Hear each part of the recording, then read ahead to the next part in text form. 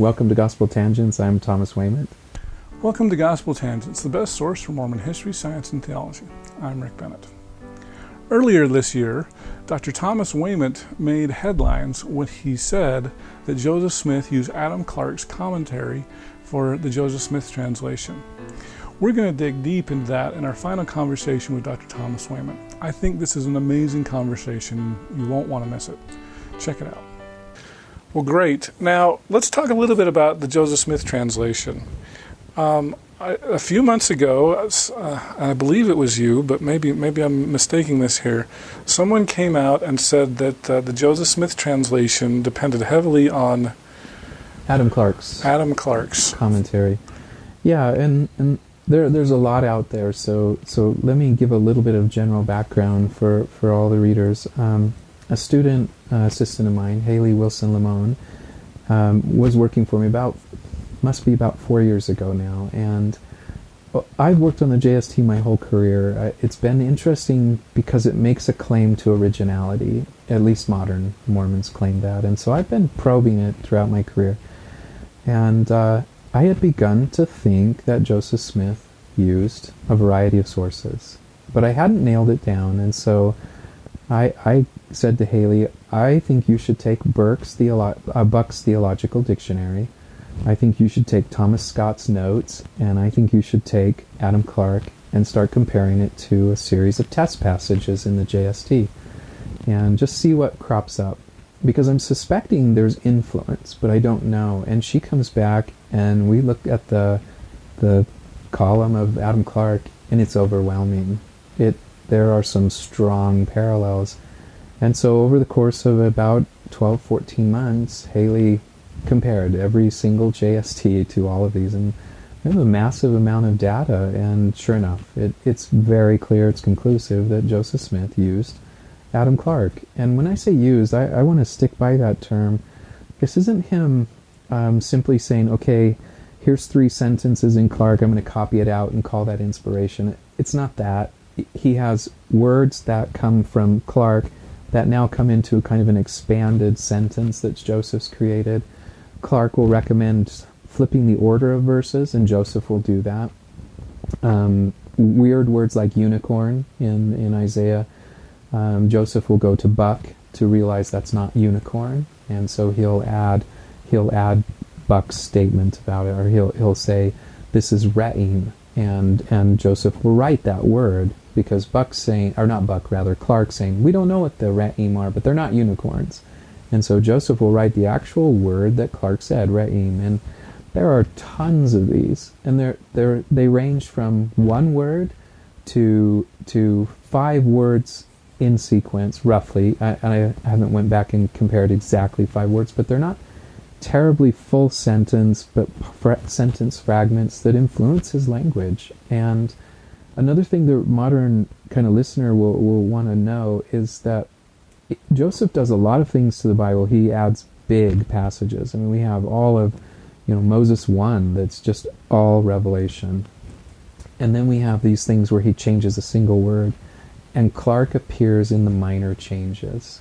So when we have a massive revelation like Moses 1, which happens before he does Genesis 1, there is no Clarke. And when he does that in, say, Matthew 24, or he does it in other places in Genesis 50, there's no Clarke. So these long kind of, if you will, revelatory passages, Clarke doesn't seem to be part of it. But when he's crossing out a word, which he does, he actually crosses out words in his Bible. It looks like he's debating, pondering, considering. Clarke has a high likelihood of cropping up there, and he has extremely high likelihood if Joseph's Bible printed something in italics, then he would go to Clarke to find out why that word's italics, it appears. He would say, gosh, because Joseph knows that the italics are words that the KJV people are telling you aren't exactly in the Greek, that we had to supply this word. And Joseph is highly suspicious of them. 70% of those are corrected by him. And Clarke is predominantly the source he uses for that. That's very interesting. So do you think that would cause any problems with faith for Latter-day Saints to realize that Joseph Smith relied so heavily on Clarke's commentary? Yeah, and that's really been how the conversation has kind of taken life, which in some ways is unfortunate, in some ways is a good moment for pause. What I see as a scholar is it's confronted a narrative about the JST that people have, that the JST is a moment of absolute revelation, no other influences happened, that he was giving us the Bible as it was originally. And if you had that view, it's going to be a hard thing. And yet, as a historian, it's unfortunate. Joseph never made that claim. He never tells us that the Lord commanded him to start it. There is no revelation that currently exists where he is directed or says he was directed that go translate the Bible. We find him recording a commandment to work on Matthew, but not Genesis. And so in this sense, he never canonized it.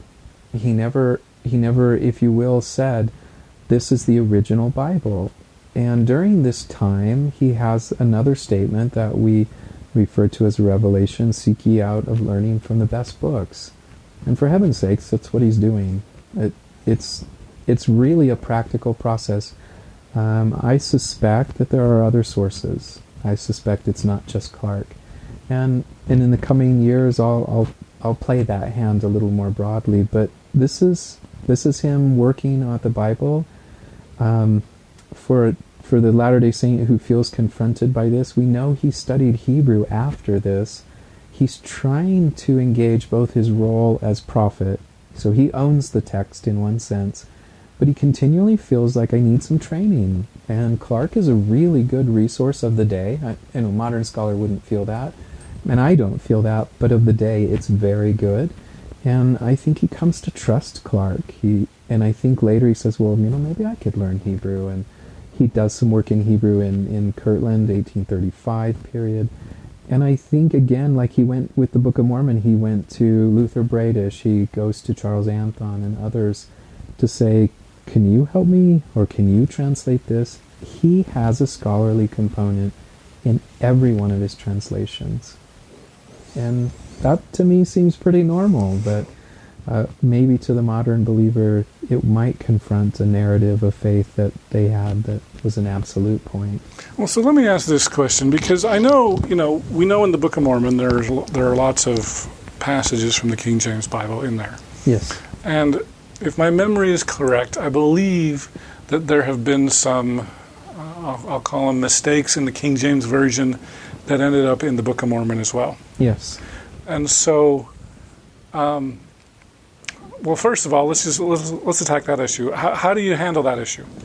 So, one of the most famous will be at the end of the Lord's Prayer in Matthew 5. There's a verse that's added called the Doxology, and I can't at the moment quote it exactly from memory, but at the very end, at the prayer, that verse is very, very late. It's not forged, but the manuscript evidence for it is that it comes in 200 or 300 years later. And we don't know why. 200 or 300 years later than what? Than Matthew wrote. Oh, okay. So Matthew writes his gospel, and it looks like somebody puts this in later. Okay. And there's nothing wrong with the verse. It doesn't have a real strong doctrinal kind of, push or something like that, but it's in the Book of Mormon. And I think one of the things that at that moment, then you can weaponize that information. And I've seen this happen. You go to online forums, or you deal with like Wesley Walters, who started this. I think he's the person who starts it, who has a sense of outrage. Oh my gosh, the Book of Mormon quotes this impoverished Bible tradition, and so then you've characterized it, you've weaponized it, and you've tried to dismantle faith.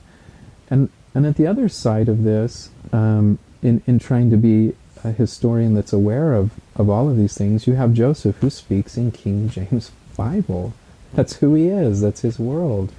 If he were to write an account of his property holdings, there would be King James Bible language in it. If he told you how to build a wagon, he would have King James Bible in it. And that's just who he is. And so I think sometime as Latter-day Saints, we have to be charitable that Joseph's language comes through there. And that's hard. I know that some Book of Mormon scholars will not appreciate me saying that, but my own view as a Bible scholar is it's the only way to account for that type of stuff in the Book of Mormon. I could see myself confronting Joseph and saying, did you know when you did 2 Nephi 2 that you have some really strong language from Corinthians in that, or Romans, but which are both there, and him saying, I didn't know that. I don't think he sat down with the Bible and said, okay, I'm going to copy this. I think what he does is it's part of his means of expression. And, to give a modern example, which might be dumb to some people, I have written a draft of a paper, and this really surprised me, and I lost part of it. I went back to a previous draft that wasn't as recent, and I rewrote the same paragraph. And this is months later, sometimes up to a year and a half later is when the one I noticed. And then I found my other, and they were almost exactly the same. The same wording and phraseology, and I think what I'm saying and what I encountered is, if I have to describe this idea, I only have this much ability, vocabulary, etc. to explain it. If Joseph's going to talk about grace, he's going to talk about it using Romans and Corinthians. And that's just a fact. See, this brings up the question on were the words appearing in the hat on the rock or Yeah, and that's a group of people that tend to have a lot stronger opinions than I do. Uh-huh. And some tell me yes, absolutely. I want to stay out of that realm but to me, I think when you have a verse like 1 Corinthians 15 that's quoted 3 times in the Book of Mormon, or you have the end of the prayer, as I said, the Lord's Prayer, and it's quoted in the Book of Mormon, I think you have to say at some point, this is Joseph, his contribution. Okay. Because the other question that I want to ask, going back to the Joseph Smith translation, okay, so we've seen King James errors appearing in the Book of Mormon, and I'm wondering, is there anything in this Clarke commentary that we now know is not correct that would have appeared in the Joseph Smith translation?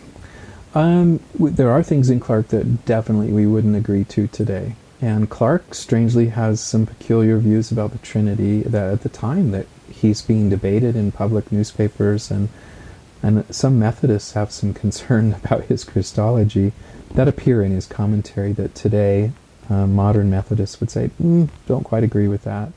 But to my knowledge, I don't think Joseph picked up any Clarke errors and then perpetrated them later. I don't know how to value that, whether that's inspiration or just happenstance, but no. And there's a couple places, to be honest, I wish he would have read Clarke's whole entry. One funny one, going back to this forged verse in the New Testament, 1 John 5:7, Clarke has a wonderful 3-page, size 8 font explanation of it. And I'm not sure Joseph didn't get to it and say, oh my gosh, I'm not reading all that. And had he read it, I think he would have pulled the verse. That's my hope. Which verse is this? 1 John 5:7. Oh, okay. Clarke knew it was a forgery. He's very unequivocal, but he's using all kinds of academic language. He's throwing around all the manuscripts by name and by number. I mean, he's doing a lot of heavy academic lifting. And it's literally size 8 font. It might be size 6. So it's tiny font. It is tiny, and it's massive pages. And he goes on and on and on, and I think Joseph got to it and like, nah, I'm not reading all that.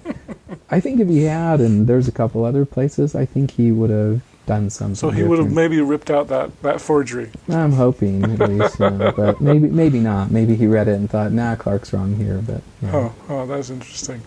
So another thing that I want to bring up with regards to the Joseph Smith translation, I swear that I've heard, and I wish I had a better reference for you, but sometimes, especially when Joseph is quoting Isaiah in the Book of Mormon, that Joseph will kind of expound on some passages. And one of the big evidences, for lack of a better word, that people like to point to is the chiasmus that's throughout the Book of Mormon. And there are some places in the Book of Mormon where Joseph Smith expounds on some of these Isaiah verses and actually breaks the chiasmus. I've seen that, yeah. And so the question is, for those who believe in a literal translation, how do we explain where the Joseph Smith translation actually breaks the poetic verses there? Yeah, this goes to a question of both modern translation and 19th century. Joseph's is printed in, like ours, in all columns as though it's a narrative, Isaiah. And yet a modern translation, if you pick it up, Isaiah is all poetry. So he can't visually see the poetry. So if you were to take a modern translation, you see these verses, you know that by adding one verse, one word or three, you break the meter. And so that's one thing he can't really seem to know, and Clarke doesn't seem to alert him to that. The second thing that happens in the JST is that he has his scribes copy out the Book of Mormon Isaiah passages into the JST, so that Book of Mormon Isaiah that's quoted is now JST Isaiah. And that can only happen for the chapters that he quotes, that are quoted there. It doesn't happen for others, but that's how he does it. So he does trust his work in the Book of Mormon as having the same value as his own work that he does on the text later, like in Matthew, for example. Then the final point, I think we've overplayed chiasmus as kind of a rule. When the modern reader sees chiasmus, a Mormon kind of believer sees chiasmus, I think they see it as a proof, if you will, of the Book of Mormon. It uses this ancient form, but it's not that rigid. This is not, if you will, like a haiku where there's kind of a form that you really would recognize. Chiasmus can be 3 verses long, it can be 53 verses long, it can break the rule by having 2 A's, it can have a center point that's offset. Chiasmus is meant to be broken, and so for that reason, I don't think we can valueize the idea that it breaks it or doesn't break it, to be honest. Okay, so you're more lenient on those issues as far as where the chiasmus gets broken. Yes. You're saying that's okay. I think so. Okay. Yeah, I think we've said it too many times. Do I think there's chiasmus in the Book of Mormon? Yes, I do. Do I think it's a rigid form? No, I don't. Okay. It's not a form New Testament authors seem to appreciate, for example. By the 2nd century, it doesn't even seem like they're aware of it anyways. And so New Testament people, when they quote the book of Isaiah, they don't care about that chiasmus. And they change words too. Many people don't talk about that, but like Joseph felt free with Isaiah, and he's making changes. For heaven's sakes, Paul quotes Isaiah and makes changes to it. He does the same thing.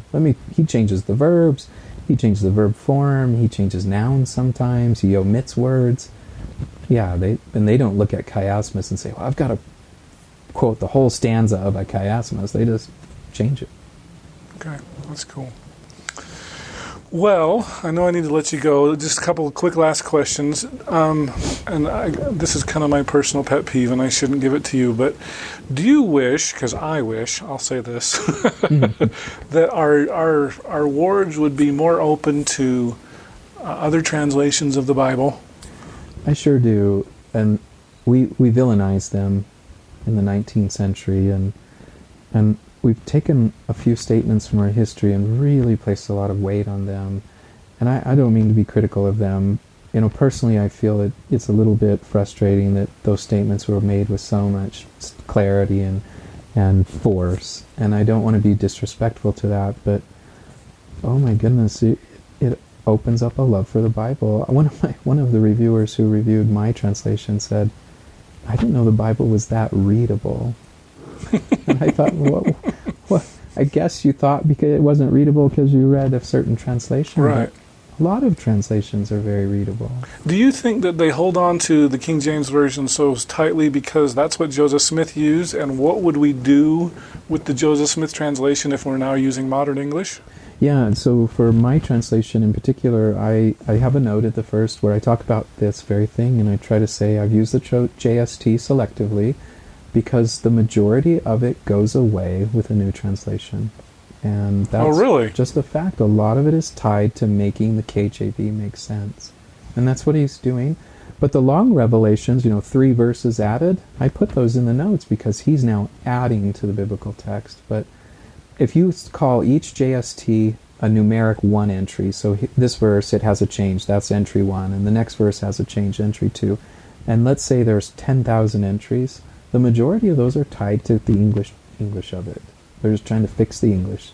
Sometimes he gets rid of these and thous, sometimes he modernizes the verbs. So a modern translation does something that he was doing already. So there wouldn't be much left of the JST with a modern translation? What's left are the longer editions. Okay, the more revelatory passages, I guess. Yeah. Okay. Yeah. And to me, that says something to me. Still, I want to know, what did he add to it? What did he feel was deficient? Okay, but these small passages that come from Clarke's commentary, those just vanish away with a modern translation. Right. When I look at the word re'im, I'm pretty sure it's rhinoceros. I'm not going to use unicorn like the KJV. I'm not going to use re'im like Clarke. I'm going to say, that's probably a rhinoceros. Oh, really? Yeah. That's interesting. Yeah. And so, the modern translator doesn't have the unclarity. In fact, I think people miss the fact that in the 17th century, the Hebrew quality of the KJV, the scholars that do Hebrew are not that good. They're a lot better in Greek. Hebrew is still growing at the time. There are verbs and things they don't know what they mean. That's massively surprising to people. The Greek, they're a little better, but they still make mistakes. So wow. I wish that we prioritized our engagement with the idea of this is the Word of God, or this is discourse, authoritative discourse, or prophetic discourse, and we valued that rather than the means. If we said, you can get to the same point I'm at using that translation, and I can get there the same point with this translation, and I think we could really help a lot of minds expand. I wish you were in my Sunday school class. But like you said, I'd probably use this translation and I might be in trouble for that. You get everybody mad at you. Sure, that could happen. Yeah. Do you have that problem in your ward? I'm in the Sunday school presidency, so wow. I don't teach that. Yeah, but the president. Well, so you probably substitute. I do, yeah. So I'm going to lay low on this question. I want to remain safe, but yeah, my Sunday school president knows this product's out, and my bishop does as well. Have you been called into the bishop's office? I haven't. No. It's not a fun thing. Yeah, sure, and I don't want that. That's for sure. Yeah. Well, great. Well, any last comments? You want to plug a book or anything like that, or anything we've missed that we should have covered? No, not really. I mean, I really appreciate the chance to talk about these things, and I just always hope that when we think about things like a translation or the Joseph Smith translation, I hope a lot of people will realize what we're really, when we have a problem, this moment of crisis, this like, oh my gosh, I learned something that was really different than what I thought. I thought there were donkeys in the story, but there's no donkeys in the story, and I've seen people outraged at this. And realize, I think, what a lot of times that is a modern constructed narrative that exists in place and time, that is being deconstructed, but it's not deconstructing faith. Faith is a wholly different category. Yeah, there's no donkeys in the story, but we all still believe, right? And I hope people will be patient with that, with translation too. Hey, it's just a way to maybe get more people in the Bible. Mm-hmm. Well, great. Well, Thomas Wayment, thank you so much for participating here on Gospel Tangents. I really appreciate it. Hey, thanks, Rick. Mm-hmm. I hope you enjoyed our conversation with Dr. Tom Wayment of BYU. Tom, it was really fun, and I want you to know that I may have to call you back for a second interview. Learned a lot, and I know you've got some amazing things. I also want to encourage you all to go out and buy his latest study Bible, the New Testament commentary. I had to drive clear to Clinton, Utah, about an hour and a half away to get one of these because they were sold out in Utah, and I wanted mine before Christmas. So anyway, this is an amazing resource, and you should go buy it. I've got a link here on Amazon, but just do a search for Tom Wayment Study Bible or New Testament, and you should be able to find it on Amazon or Deseret Book or all the other places. Anyway, thanks, Tom. I really appreciate it. In our next conversation, we're going to jump back to Steve Shields and we're going to talk about divergent paths of the restoration. We'll talk a little bit about how large polygamous groups are. I've heard numbers of 50 or 60,000 fundamentalist Mormons all told, many of which are, there's either some smaller, like the Centennial Park, I don't want to call them a group because the Centennial Park priesthood affiliation maybe is a way to talk about those. If you'd like a transcript of this conversation, we'll have it out shortly. I'd also like to thank you for those of you who are subscribing on patreon.com. Please tell your friends. It's really helpful and will help support future documentaries and podcasts such as this. Also, make sure that you subscribe on our Facebook page at facebook.com/gospeltangents. You can get our Twitter updates at Gospel Tangents. Also, make sure that if you'd like a written copy, go to our Amazon page. You can search for that. I've got a link here, but just do a search for Gospel Tangents interview, and you should be able to find it there. You can also purchase a transcript of this at gospeltangents.com/shop. All of those proceeds will go to me and not to Amazon, so I really encourage you to do that. Make sure that you subscribe on our Apple Podcast page. I've got a link here, but you can just do a search for Gospel Tangents there. If you'd like to get a transcript, click here. To subscribe here on YouTube, go ahead and click here. And over here, you'll see some of our other videos. Thanks for listening, and we appreciate you listening to Gospel Tangents.